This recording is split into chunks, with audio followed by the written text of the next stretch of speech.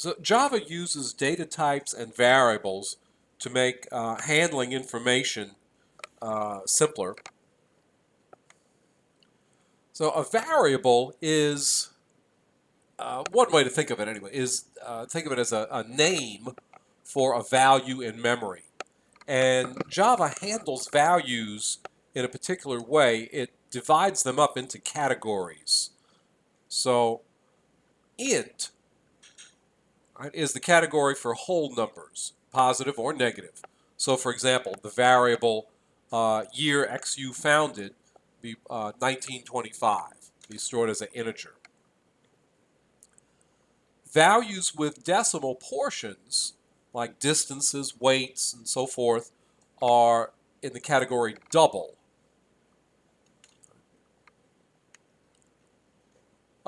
Another category or type is char, right? And this is for just single characters, like an initial or a piece of punctuation, some such like that. And then the last one that we're going to look at right now is string. Notice that it's spelled with a capital S. Reason for that we'll see a little bit later.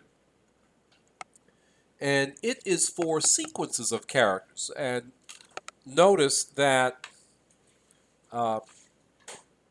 chars, single characters, are enclosed in single quotes, whereas strings, sequence of characters, are enclosed in double quotes.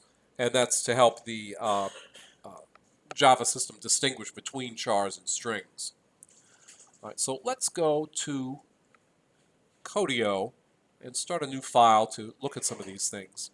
I'm going to make a new file, touch vars and types.java. Now open that in the editor, get that started. Public class vars and types. Public static void main string args. Okay. And recall that this much is required in any program you write. So I want to set up a variable to store a value.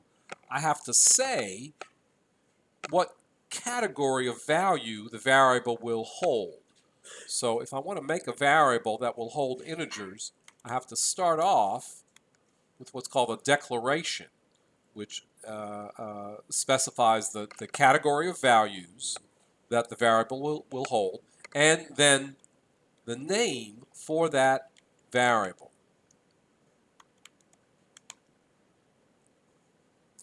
And names have to start with a letter. You can't start a variable name with a number.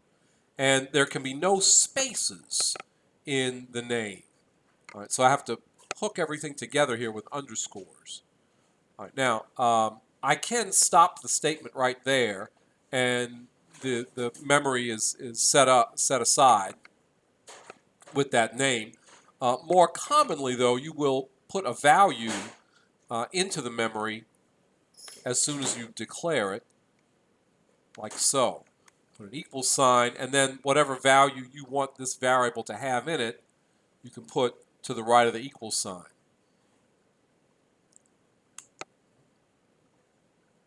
We can print variables by putting the name of the variable into the print statement.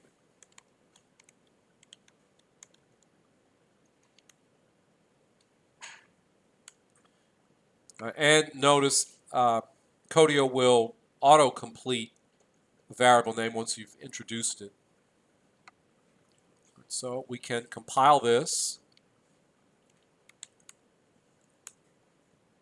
and run it. And there it is, 1925. Right.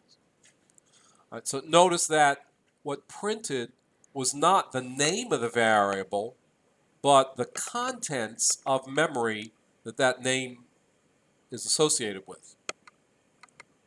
I know it's usually a little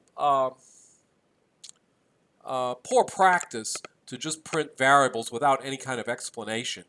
And it turns out we can print more than one thing in a print statement by using a plus sign. So for example, if I want to say a little more description about what this number is coming out in the terminal, I can add that like so.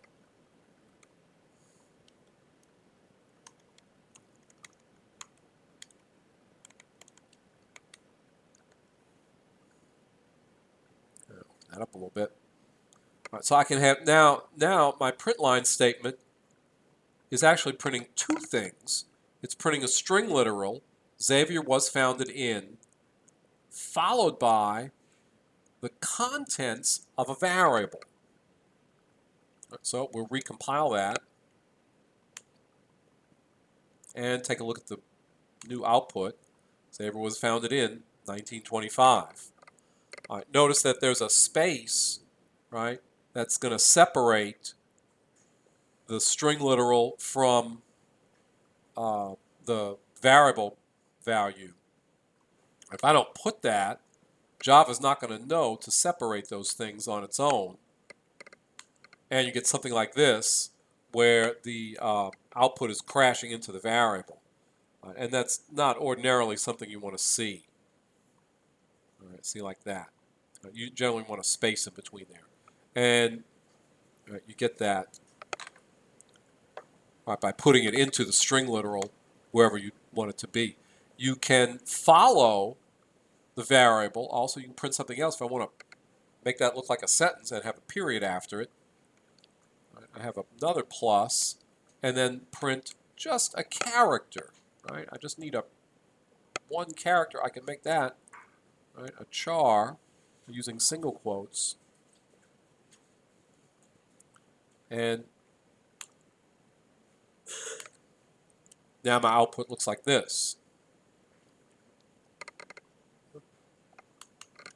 Right, so some of the other examples here, right,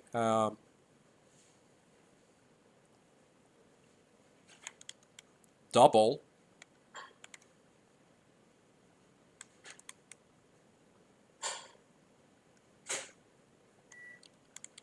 distance to Baton Rouge equals 81.2.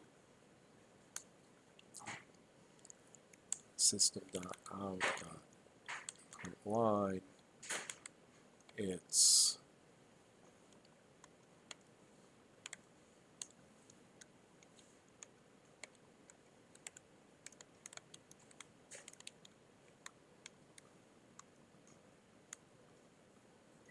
we'll take a look at that, recompile, re-execute, and there you see the output. Notice that every time you want to introduce another string literal, you have to open and close quotes, and each individual item that you're including in your output has to be separated by plus signs.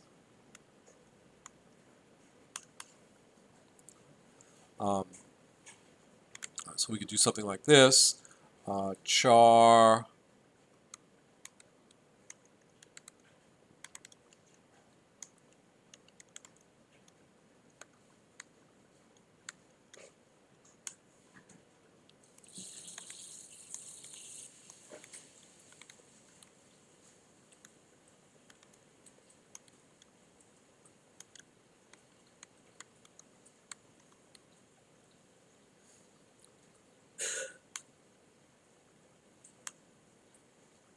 and we see hello followed by the exclamation point. Right. Now, of course, we've seen a lot of examples with string literals embedded directly in the output statements. You can also declare string variables to hold those values and print the variables.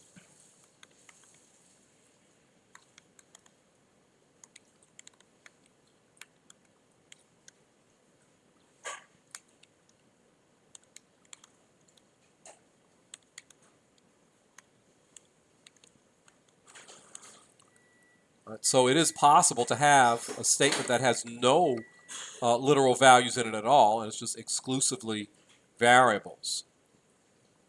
We'll clear the terminal. Get a better look at this.